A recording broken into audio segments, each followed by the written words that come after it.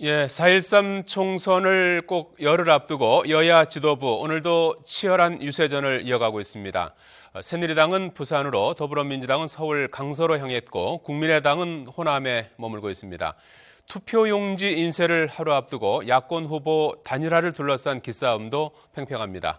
국회로 가보겠습니다. 안윤학 기자. 네, 국회에 나와 있습니다. 예, 새누리당 오늘 부산에 집중하고 있는데 특별한 이유가 있습니까?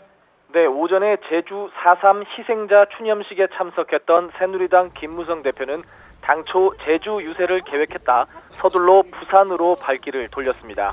김 대표는 북강서구 갑과 사상구, 사하구 갑을 거쳐 지금은 중구로 넘어가고 있는데요.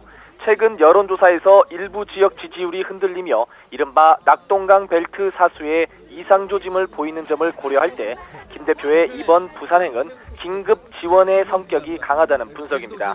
앞서 말씀드린 북강서 갑에는 박민식 의원이 더민주 전재수 후보와 여론조사 때마다 지지율이 요동치고 있습니다. 잠시 뒤에 조금 전에 도착했던 사상구의 손수조 후보도 무소속 장제원 후보의 고전을 면치 못하고 있어 지원이 절실한 상황입니다. 이에 김 대표는 유세장에서 더민주 문재인 전 대표가 정치를 잘못해놓고 비판을 피하려 김종인 대표를 모셨는데 이러면 안 된다며 부산 주도권 싸움을 거들었습니다. 이런 가운데 현재 대구에서는 무소속 유승민, 유성걸, 권은희 후보가 금호강 성장 벨트에서 대구의 미래를 묻다를 주제로 공통 공약 발표회를 열었습니다. 자, 안윤학 기자, 더불어민주당은 서울 강서구에서 유세전을 펼치고 있는데요. 특별한 배경이 있습니까? 네, 2박 3일 일정으로 호남과 제주를 누볐던 더민주 지도부가 오늘은 야권 후보 단일화 논의가 일시 중단된 서울 강서구를 찾았습니다. 김종인 대표는 현재 강서구 화곡역 사거리에서 합동 지원 유세를 펼치고 있는데요. 김 대표의 이 같은 행보는 야권 후보 단일화의 마지노선으로 예상되는 투표용지 인쇄를 하루 앞두고 국민의당의 후보 단일화를 압박할 의도로 풀이됩니다. 현재 강서구는 세 지역 모두 야권 단일화 여부가 변수인 상황입니다.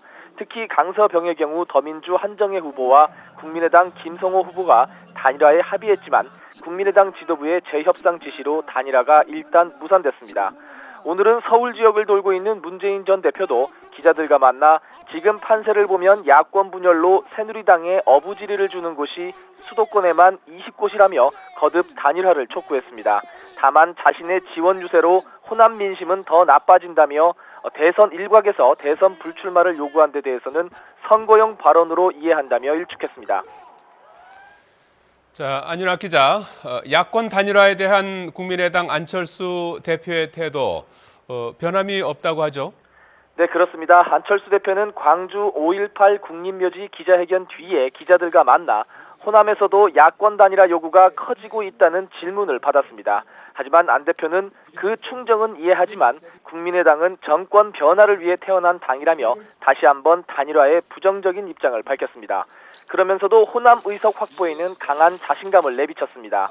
안 대표는 호남의 목표는 전체 의석 석권이고 아무리 보수적으로 잡아도 20석 이상을 예상한다고 말했습니다.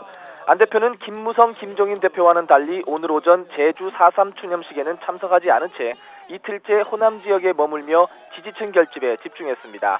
순천과 광양 곡성 구례 그리고 여수시 가불에서 지원 유세를 마친 상태입니다. 하지만 수도권 곳곳에서 야권 단일화 요구는 거세게 일고 있습니다.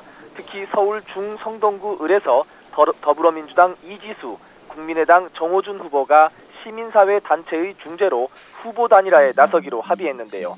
다만 이번에는 국민의당 지도부가 어떤 반응을 보일지 아직 미지수입니다. 정의당 심상정 대표도 오늘 아침엔 자신의 지역구에 머문 뒤에 이어서 김재남 의원의 서울 은평일에서 지원 유세를 펼쳤습니다. 지금까지 국회에서 YTN 안윤학입니다.